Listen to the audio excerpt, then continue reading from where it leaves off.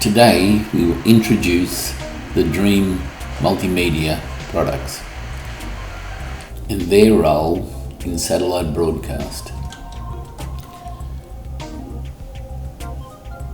The Dreambox was the king of reverse engineering for smart card encryption.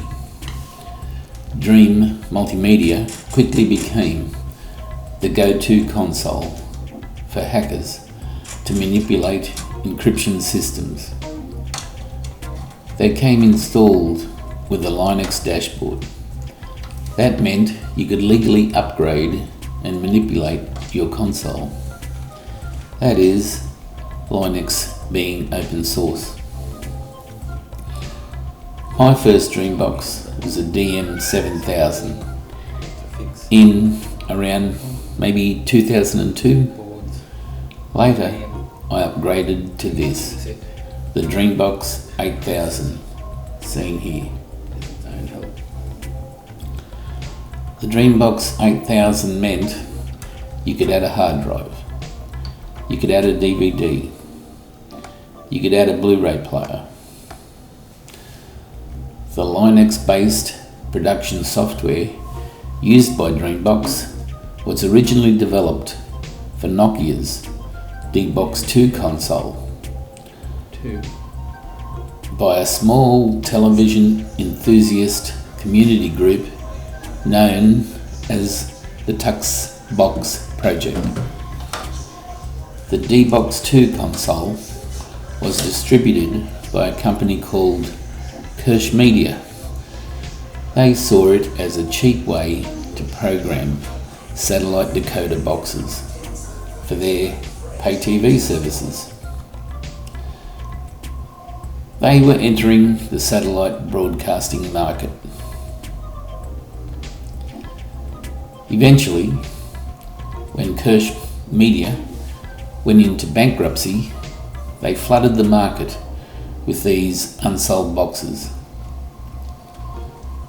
Now available, it opened the door for Linux enthusiasts. The Dreambox firmware was now officially user upgradable.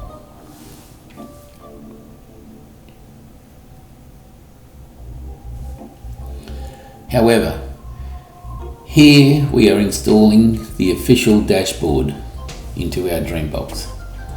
A dashboard is like installing a fresh Windows to your computer. The dashboard we are installing is a Linux Enigma version. It was purchased by Dreambox from the Tuxbox group.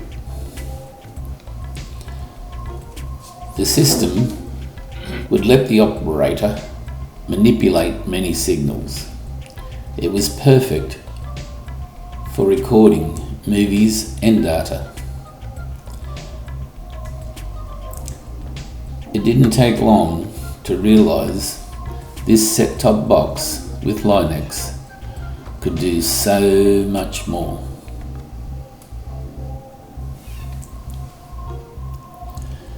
Satellite television enthusiasts formed small community groups to manipulate the Linux-based operating system and build their own version.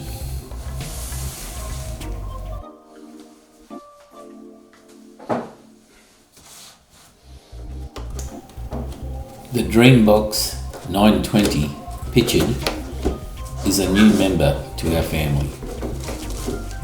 It is much smaller than the 8000, but became the go-to console. It promised quicker speeds and increased performance.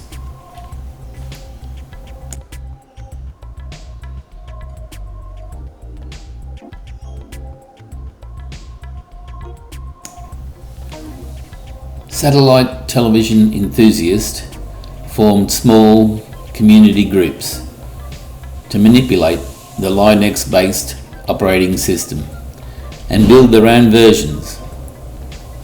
These satellite community groups formed their own brand names.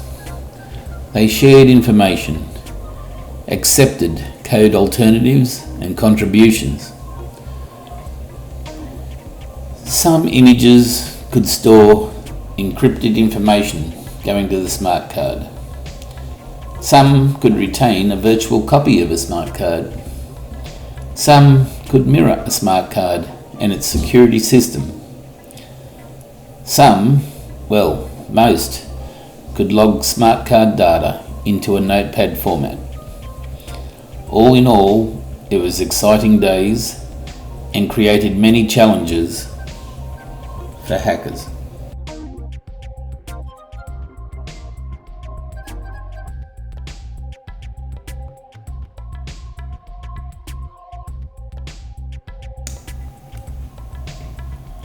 There were many satellite broadcasting websites and forums.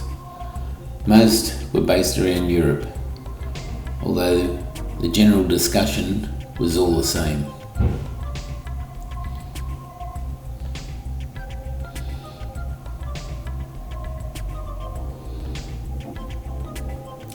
Here we are downloading one of my favourite images. I took a liking to the Peter Pan image, the Gemini 2 image and the black hole image. Once downloaded, we could install it to our Dreambox console via the serial cable and we could log our success. The notepad on the right shows the general health of the new image on the Dreambox set-top box. It was just like a new computer that could incorporate media services of satellite broadcasting.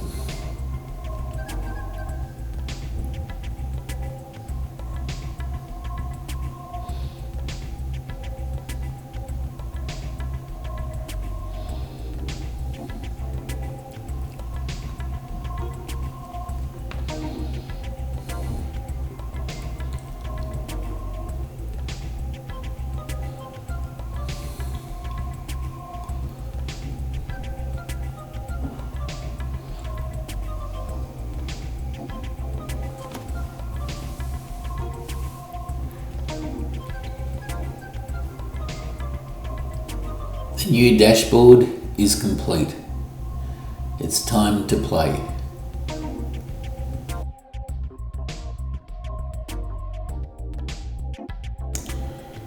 Before we go too far, we need to overwrite our satellite XML file. The XML file that came with the image included only the European channels by default. They would not suffice here in the Southern Hemisphere. We need our own satellite footprint of our local area and the satellites within our boundaries.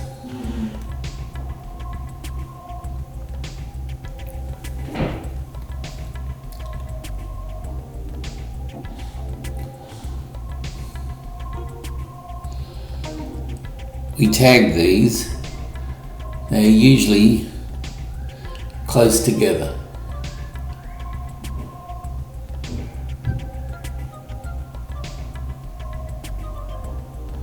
There's no point including every satellite.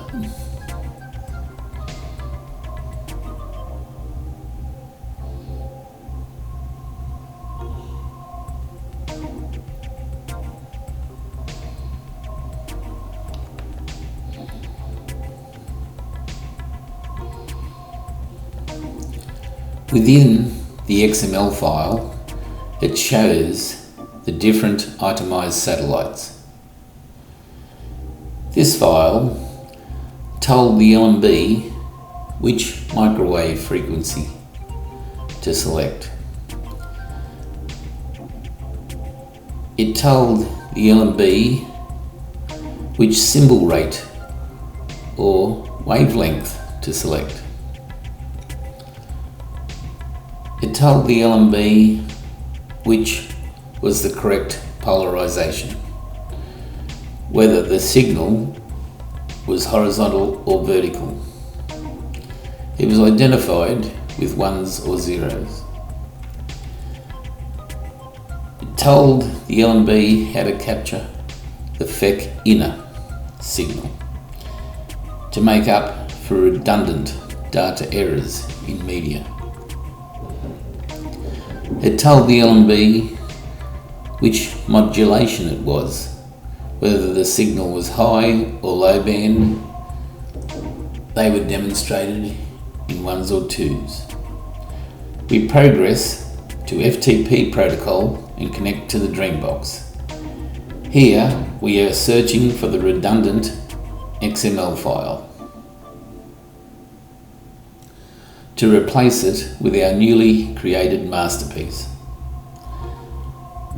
As you can see inside the Dreambox on the right hand side, it is typical of a Linux Enigma system and files.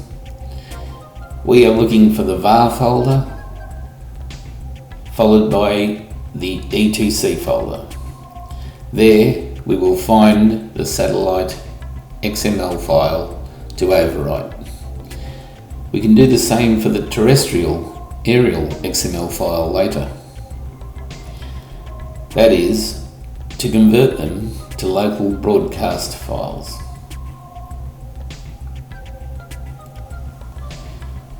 In the next episode, we'll introduce the Nokia DVB 9600. It was one of the pioneers to this adventure, starting back in 1997. The Nokia console communicated through an old-fashioned SCSI card adapter. It had to have particular properties. Thank you. See you in the next episode.